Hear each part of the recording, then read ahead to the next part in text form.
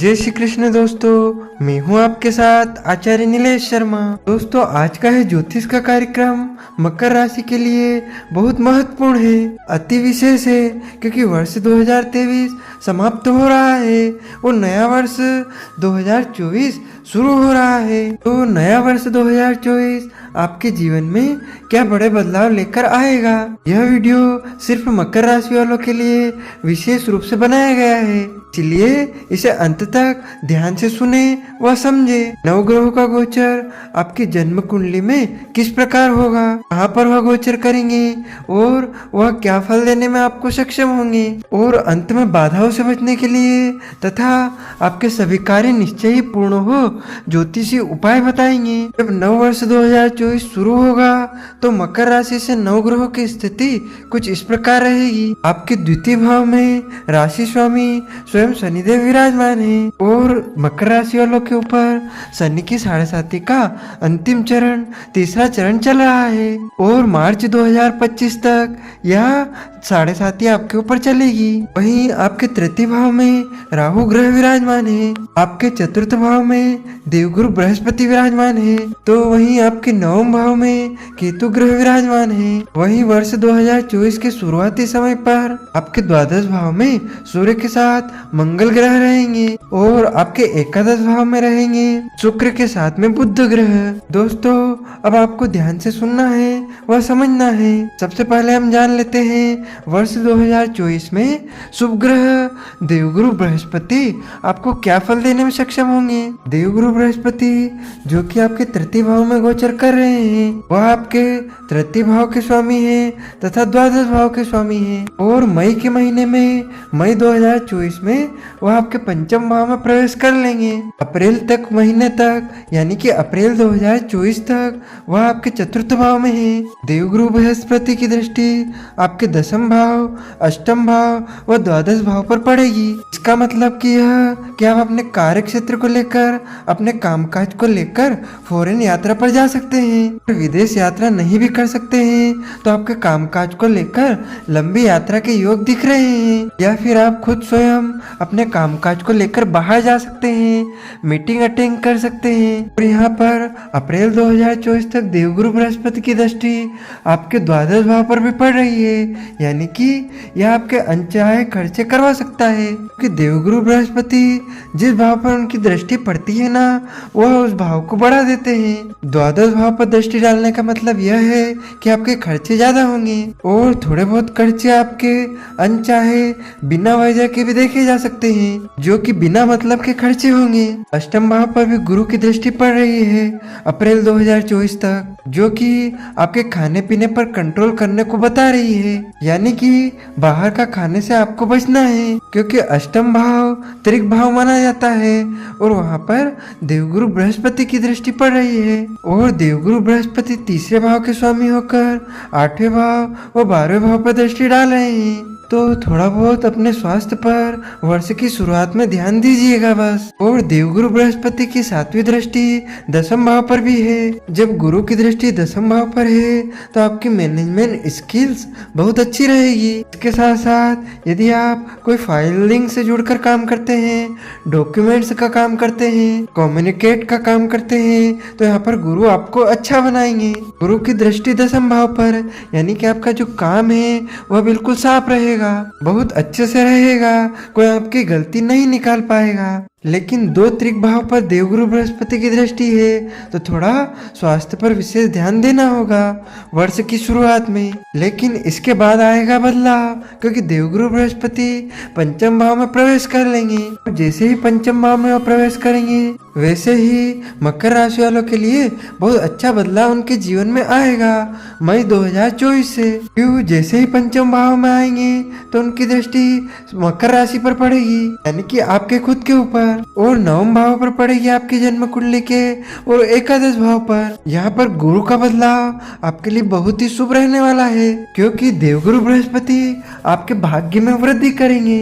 क्यों, क्योंकि वह उनकी दृष्टि नवम भाव पर पड़ेगी और नवम भाव के कारक और भाग्य के कारक देवगुरु बृहस्पति है। आपके भाग्य में वृद्धि तो करेंगे, पिता के स्वास्थ्य में चल रही परेशानियों को भी दूर करेंगे देवगुरु बृहस्पति की दृष्टि मई से आपके द्वादश भाव पर भी पड़ेगी, जो कि प्रमोशन के खुद योग बना देगी। और प्रथम भाव को देखेंगे तो आपको कुछ अवार्ड मिलना, कुछ आपको अपने कार्य क्षेत्र में अचीवमेंट मिलना, आपके इनकम में गेन होना यानी कि वृद्धि होना। और आपकी इनकम गेन होगी तो आप यूं ही खुश रहेंगे और आपका बैंक बैलेंस भी बढ़ेगा। तो बस दोस्तों, आपको मई 2024 तक इंतजार करना है। उसके बाद गुरु का परिवर्तन मई के महीने में आपके लिए बहुत ही अच्छा रहेगा, देवगुरु बृहस्पति की दृष्टि के कारण ही। वही अगर हम राहु व केतु पर प्रकाश डालें, राहु आपके तृतीय भाव में है वर्ष 2024 में, और ज्योतिष शास्त्र कहता है कि राहु देव तीसरे भाव, छठे भाव और 11वें भाव में अति सर्वश्रेष्ठ फल देते हैं, यानी कि बहुत ही शुभ फल देते हैं। आपके तृतीय भाव में रहेंगे पूरे वर्ष, और यह बहुत ही अच्छा गोचर है राहुदेव का आपके लिए। 18 साल के बाद राहुदेव पूरे 18 साल बाद आपके तृतीय भाव में आए हैं। बहुत ही अच्छा फल यहाँ पर राहुदेव आपको देंगे, यानी सबसे पहले तो आपके आत्मविश्वास लेवल को, आपके कॉन्फिडेंस लेवल को बहुत अच्छा बनाएंगे। पहले राहु आपके वर्ष 2023 में चतुर्थ भाव में थे, वहाँ पर आपको सुख सुविधाओं में कमी कर रहे थे। आप बहुत कुछ करना चाह रहे थे, बहुत कुछ खरीदना चाह रहे थे,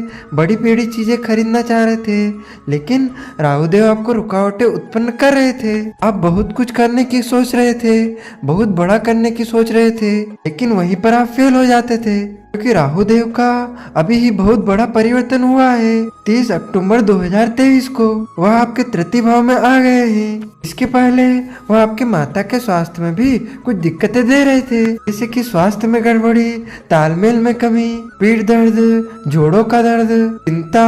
अब राहु 23 अक्टूबर 2023 से आपके चतुर्थ भाव से निकलकर तृतीय भाव में आ गए हैं। पूरे वर्ष 2024 में राहुदेव बहुत ही अति उत्तम फल देंगे आपको। करियर में अच्छा फल देंगे, ऑनलाइन चीजों में अच्छा फल देंगे, कहीं न कहीं सोशल चीजों में आपको अच्छा फल देंगे। यहाँ पर राहुदेव बैठकर आपके करियर को भी बहुत अच्छा बनाएंगे, यानी कि खाली नहीं बैठेंगे आप। राहुदेव का तृतीय भाव में आना, इसका मतलब कि आपका कामकाज बहुत ही अच्छा रहेगा और आपका काम करने में भी मन लगेगा, आपके कार्य क्षेत्र में वृद्धि होगी। और यहाँ पर राहुदेव आपके दिमाग को भी थोड़ा अच्छा बनाएंगे।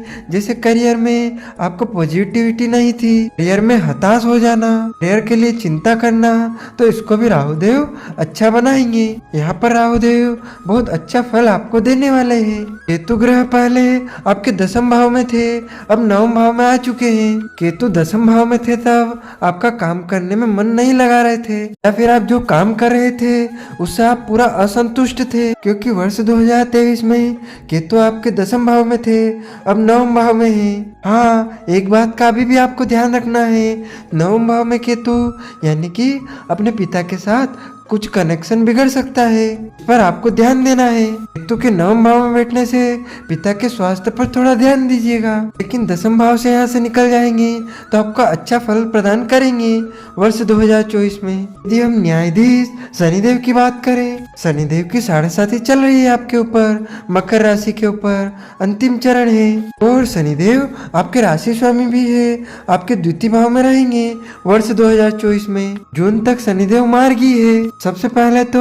आपके बैंक बैलेंस के लिए बहुत अच्छा है, आपके क्रेडिट के लिए बहुत अच्छा है, आपकी फैमिली, आपके परिवार के लिए बहुत अच्छा है। और जब शनि की 7.5 बिल्कुल लास्ट में होती है, जब उतरने वाली होती है, तो शनिदेव बहुत अच्छा फल जातक को देते हैं, कि ज्योतिष में कहते हैं कि 7.5 साल शनिदेव की 7.5 होती है, 4-5 साल बहुत तड़पाते हैं, यानी कि 6 साल तक बहुत खराब परिणाम मैंने दिए, लेकिन जाते जाते वह आपको खुद अच्छा फल देने में सक्षम होंगे, क्योंकि उनको न्याय के देवता न्यायाधीश माना जाता है, और वह भी अपनी ही राशि कुंभ राशि में गोचर कर रहे हैं। तो आपके परिवार के लिए बहुत अच्छा है, फैमिली प्लानिंग के लिए बहुत अच्छा है। कहीं ना कहीं आपको त्वचा से संबंधित इन्फेक्शन, दांतों से संबंधित दर्द आदि परेशानियां चल रही थी, तो वर्ष 2024 में भी ठीक होगी। आपको स्वास्थ्य से संबंधित बहुत परेशानियां थी, खासकर जोड़ों के दर्द में, पीठ दर्द में, पेट से जुड़ी समस्याएं,